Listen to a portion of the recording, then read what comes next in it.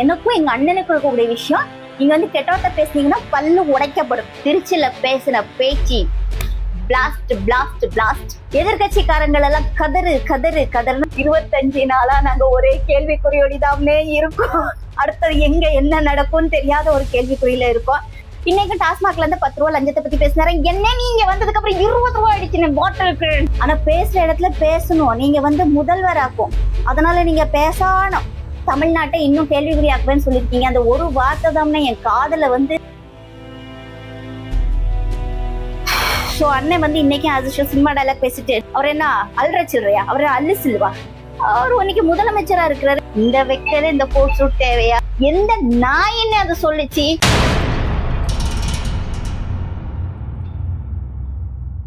இந்த வீடியோ ஸ்பெஷலா எங்க அண்ணனுக்காக.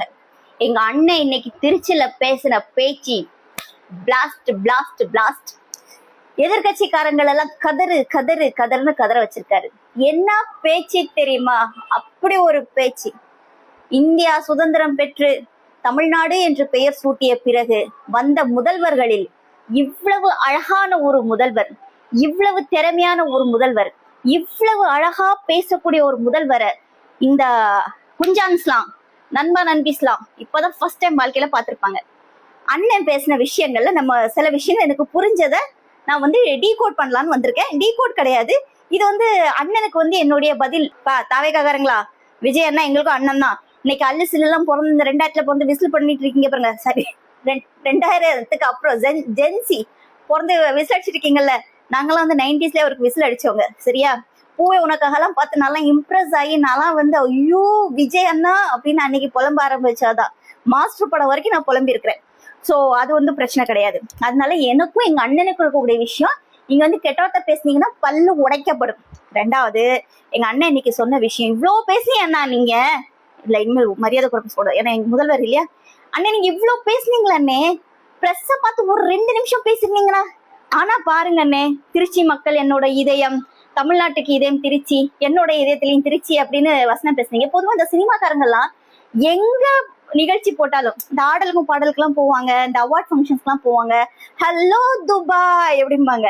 இதே டயலாக சிங்கப்பூர் போனா ஹலோ சிங்கப்பூர், சிங்கப்பூரும் எனக்குள்ள அப்படி ஒரு ரிலேஷன்ஷிப் இருக்கு அப்படிம்பாங்க. இது எல்லா சினிமால இருக்கக்கூடியவங்களுடைய ஒரு பேசிக் நேச்சர். ஏன்னா இவங்களோட ரசிகர்கள் வந்து எல்லா இடத்துலயுமே இருப்பாங்க அப்படின்றது ஒரு விஷயம். ரெண்டாவது இவங்களோட மார்க்கெட்டிங் ஸ்ட்ராட்டஜி, வியாபார யுக்தி. ஸோ அதுவே எங்க அண்ணன் வந்து இன்னும் மறக்கலை. ஏன்னா இப்பதானே வந்திருக்காங்க எங்க அண்ணன், 2 வருஷம் தானே ஆச்சு. அதனால அதை மாறுவாங்க, கொஞ்சம் டைம் கொடுக்கணும். அப்புறம் எங்க அண்ணன் சொன்னது வந்து, நான் வந்து நான் ஏற்கனவே நான் வந்து காஞ்சிபுரத்துலயா இங்க நடந்த மீட்டிங்ல நான் சொன்னேன், இந்த இந்த தற்குறிகள்லாம் சேர்ந்து பெரிய கேள்விக்குறியாக்க போது, இன்னும் தமிழ்நாட்டை கேள்விக்குறியாக்குன்னாரு பாருங்க. என் மனசே தாங்கல. 25 நாளா நாங்க ஒரே கேள்விக்குறியோடிதாமே இருக்கோம். அடுத்தது எங்க என்ன நடக்கும்னு தெரியாத ஒரு கேள்விக்குறியில இருக்கோம். அண்ணன் வந்து ஓப்பனா ஸ்டேட்மெண்ட் கொடுத்து போயிட்டாரு. அப்புறம் சொல்லிட்டாரு, லஞ்சங்கள்லாம் இருக்கு, எல்லாம் தலைவிரிச்சு ஆடுது, அதெல்லாம் கண்ட்ரோல் பண்ண நாளாகும், நான் கண்டிப்பா நான் பண்ணிடுறேன் அப்படின்னாரு. இன்னைக்கு டாஸ்மாக்ல இருந்து 10 ரூபா லஞ்சத்தை பத்தி பேசினாரு. என்ன நீங்க வந்ததுக்கு அப்புறம் 20 ரூபாய் ஆயிடுச்சு பாட்டிலுக்கு, 20 ரூபாய் ஆயிடுச்சு. அதை பத்தி ஏதாவது பேசுறீங்களா? மறுபடியும் அதே பழைய பொய்யான டயலாக். இதெல்லாம் உங்ககிட்ட நாங்க எதிர்பார்க்கலனே. அப்புறம் இன்னொரு விஷயம் சொன்னாரு, போட்டியே திமுக தாவேக்கா அப்படின்னாரு. மற்றும் பலன்னு சொல்லிட்டு திமுக கூட கூட்டணி சேர்ந்தவங்க எல்லாம் கேவலப்படுத்தினாரு விஜய் அண்ணா. இதெல்லாம் நீங்க செய்யலாமா? சோஃபா கொடுத்து கூப்பிட்டுருக்கீங்க, குதிரை பேரம் பண்ணி கூப்பிட்டுருக்கீங்க, இப்படிலாம் வெளியே பேசிக்கிறாங்கன்னு நான் சொல்லல. அப்போ மற்றும் பலன்னு எல்லாம் நீங்க இகழ்ந்து பேசிருக்கீங்கன்னு.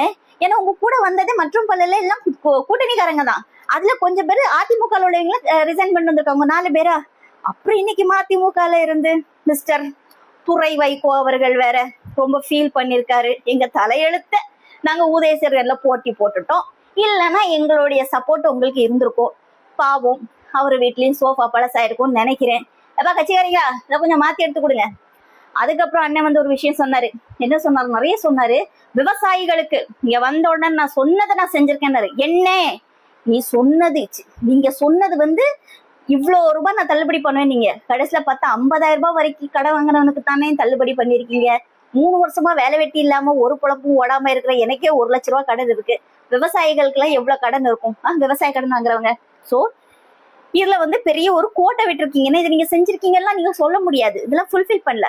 அப்புறம் சும்மா எப்ப பாரு நச நச நசன்னு பேசிட்டு, என்ன நச நசன்னு பேசக்கூடாதுன்னு, ஆனா பேசுற இடத்துல பேசணும். நீங்க வந்து முதல்வராக்கும், அதனால நீங்க பேசணும். பேசாம இருந்த நான் ஆட்சி செய்வேன்னு சொன்னா அது முடியாது.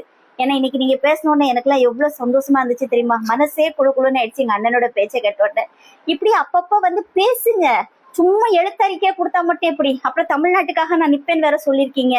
அப்புறம் வந்து உங்க ஊர்ல திருச்சியில இந்த ஊர்ல இருந்து ஒருத்தங்களை உங்களுக்காக நான் ரெப்ரசென்ட் பண்ணுவேன் நீங்க.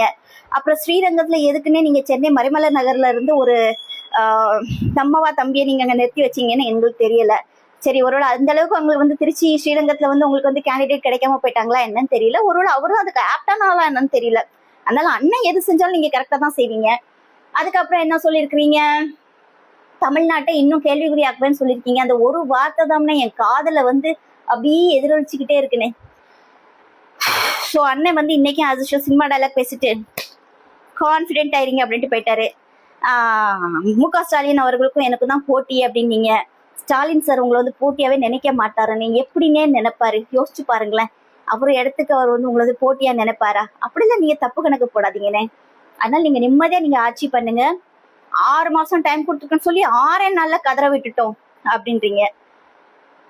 6 மாசம் டைம் கொடுத்து அதுக்கப்புறம் இன்னைக்கு நீங்களும் அந்த என்ன திரும்ப அண்ணன் சொல்லியாச்சு காசிப் பேசணும்னு.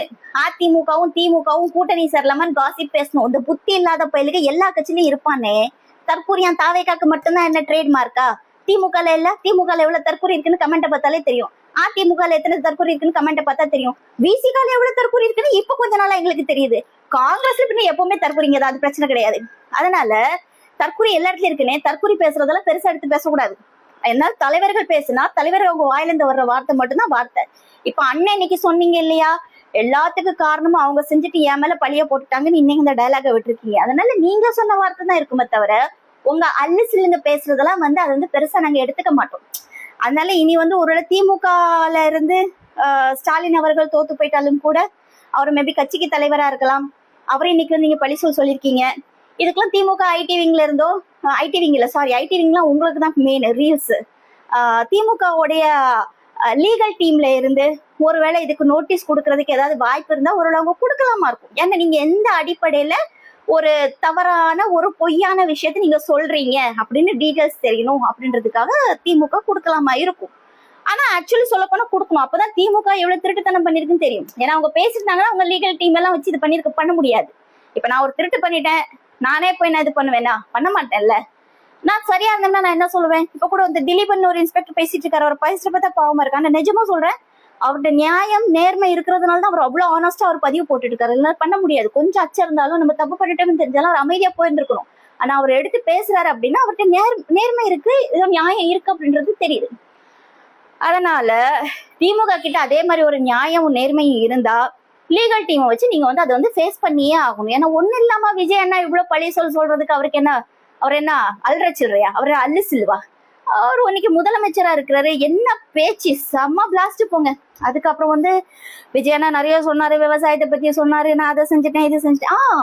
டாஸ்மாக மூடிட்டேன்னாரு. அண்ணே டாஸ்மாக மூடல, அண்ணே டாஸ்மாக மூடல, நீங்க மூடுனேன்னு சொன்னீங்க. பக்கத்துலயே புதுசா தனியாருக்கு கொடுத்துருக்கீங்க.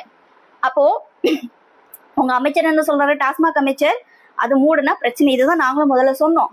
அது ஒரிஜினல் என்ன சொல்றாரு? டாஸ்மாக் வந்து கவர்மெண்ட் நடத்தக்கூடாது, தனியார் நடத்திக்கலாம், கவர்மெண்ட் நடத்தக்கூடாதுன்னாரு. அதனால உங்களுடைய குழுக்கள் வச்சு உங்க கட்சிக்குள்ளால ஒவ்வொருத்தருக்கும் ஒரு மைண்ட் செட் இருக்குல்ல, அது என்ன மைண்ட் செட்னு ஃபர்ஸ்ட் கண்டுபிடிங்க. ஆதவன் சொல்றதை கேட்கறதா, நீங்க சொல்றதை கேட்கறதா, நியூஸ் பேப்பர்ல சொல்றது கேட்கறதா, டிவிஸ்ல வர்ற நியூஸ் கேட்கறதா, இல்ல எல்லாரும் கையில மொபைல் இருக்கு, இன்னைக்கு எல்லாருமே ரிப்போர்ட்டர்ஸ் ஆயிட்டாங்க, எல்லாருமே இன்ஃபுளுசர்ஸ் ஆயிட்டாங்க, நான் உட்பட நியூஸ் ரீடர் ஆயிட்டேன். என்னோட ஃப்ரெண்ட் ஒருத்தவங்க கூட என்ன ப்ரொஃபஸர் வரைக்கும் சொல்லிட்டாங்கன்னு வச்சுக்கோங்க. ஸோ எல்லாருமே எல்லாமே ஆயிடுறாங்க. அப்படிங்கும் போது எது உண்மை எது பொய் நீங்க சொன்னாதான் தெரியும். அதனால நீங்க சொல்லுங்க, பேசுங்க. இந்த பொய்யா மத்தவங்க எழுதி கொடுக்கறதெல்லாம் பேசாதீங்க. ஒரு சாதாரண இதை கூட நீங்க வந்து பேப்பர் பார்த்து படிக்கிறீங்க, சரி, அது கூட தப்பு கிடையாது, ஒன்றும் பிரச்சனை இல்லை. உங்க மனசுல இருக்கக்கூடிய எமோஷன்ஸ் உங்களால சொல்றதுக்கு சொன்னீங்க, சொல்ல முடியாத விஷயத்த பேப்பர் வச்சு படிச்சீங்க. ஆனா இன்னைக்கும் நீங்க வந்து பழிசொல் பண்ணிட்டு தான் போயிருக்கிறீங்க. இது வந்து உங்களுடைய பதவிக்கு அழகு இல்ல. இன்னைக்கு சொன்ன ஒரு முக்கியமான பாயிண்ட், ஏன் நாங்க கோட் சூட் எல்லாம் போடக்கூடாது அப்படின்னாரு. அண்ணா நீங்க கண்டிப்பா போடலாம், செம டக்கரா இருக்கீங்க. ஆனா சென்னையில அடிக்கிற வெயில் வந்து பாத்தீங்கன்னா feels like 44 degree Celsius, it feels like 45 degree Celsius அப்படின்னு சொல்லிட்டு போடுறாங்கண்ணே. இந்த வெக்கல இந்த கோட் சூட் தேவையா அப்படின்ட்டு வேணா கேட்கலாமே தவிர, அல்லாம அண்ணன் கோட் சூட் போட்டதுல எங்களுக்கு எந்த பிரச்சனையும் கிடையாது. அதுக்கப்புறம் வந்து அண்ணன் வேற என்ன சொன்னாரு, நான் வந்து செயல் வடிவத்துலதான் எல்லாத்தையும் காட்டுவேன், நான் வந்து சும்மா நச நசனா பேச மாட்டேன் அப்படின்னாரு. செயல் வடிவத்துக்காக நாங்கெல்லாம் வந்து வெயிட்டிங் அண்ணா. அப்புறம் வந்து இது சொன்னாரு, போதைப் பொருள் எல்லாம் ஃபுல்லா ஸ்ப்ரெட் ஆயிருக்கு, அதெல்லாம் வந்து இது பண்ணலாம் கொஞ்சம் கஷ்டமா இருக்கும், எல்லாம் சரி பண்ணணும், அதுக்கெல்லாம் டைம் எடுக்கும் அப்படின்னாரு. அப்ப அண்ணன் பதவியேற்றதுக்கு அப்புறம் மறுநாள் திருச்சியில ஒரு 300 பேர் எல்லாரும் தானா வந்து முன் வந்து நான் பாவம் செஞ்சுட்டேன் அப்படின்னு சொல்லிட்டு எல்லாரும் வந்து கைதாக வந்தாங்க. அப்புறம் பல ஆயிரம் கோடியோட போதைப் பொருட்கள் எல்லாம் பூமிக்குள்ள போட்டு புதைச்சி எரிச்சாங்கன்னு சொன்னதெல்லாம் எந்த நாயின்னு அதை சொல்லிச்சு? அது கொஞ்சம் கேட்டு சொல்லுங்கண்ணே. நீங்க உங்க பேச்சு ஸ்டைல கண்டிப்பா மாத்தணும். நீங்க அங்க வந்து உங்களுடைய ரசிகர்களுக்காக பேசியிருக்கீங்க. நாங்க இன்னைக்கு உங்களுடைய பேச்சு எதிர்பார்த்தது ஒரு முதல்வரா நீங்க பேசுறீங்க அப்படின்னு எதிர்பார்த்து, இன்னைக்கும் அதே ஏமாற்றம். இன்னும் தமிழ்நாடு கேள்விக்குறியாக போகிறது என்று அண்ணா சொல்லி இருக்கிறார். அது என்ன கேள்விக்குறியாக போகிறது என்று ஆண்டவரே எம்மை காப்பாத்தும். தமிழக மக்கள் வந்து ரொம்ப தெளிவாதான் இருப்பாங்களே தவிர்த்து இது அயோத்தி மாதிரி ஆக்கலாமே, இதுல என்ன தவறுன்னு கேக்குறாருன்னா அப்ப அவர் எந்த அளவு இவருக்கு அறிவு இருக்கு நயினார் நாகேந்திரன் அவர்களுக்குன்னு இதுலயே மக்கள் தெளிவா புரிஞ்சிருப்பாங்க. அப்ப நீங்க என்ன சொல்ல வரீங்க? நேரடியா நாங்க அப்படிதான் பண்ணுவோம், நாங்க பிஜேபியை உள்ள நுழைக்கிறதுக்கு RSS மூலமா எல்லா காரியங்களையும் நாங்க இதெல்லாம் வந்து ஒரு சின்ன சின்ன சின்ன விஷயங்கள் அப்படியே குட்டி குட்டியா அரிச்சு அப்படியே பெரிய பூதாகரமா ஆக்கி அதுல ஒரு சந்தோஷப்படுறதுதான் பிஜேபியோட நோக்கம். என்னன்னா தமிழக மக்களுடைய நிம்மதியை கெடுக்கும்.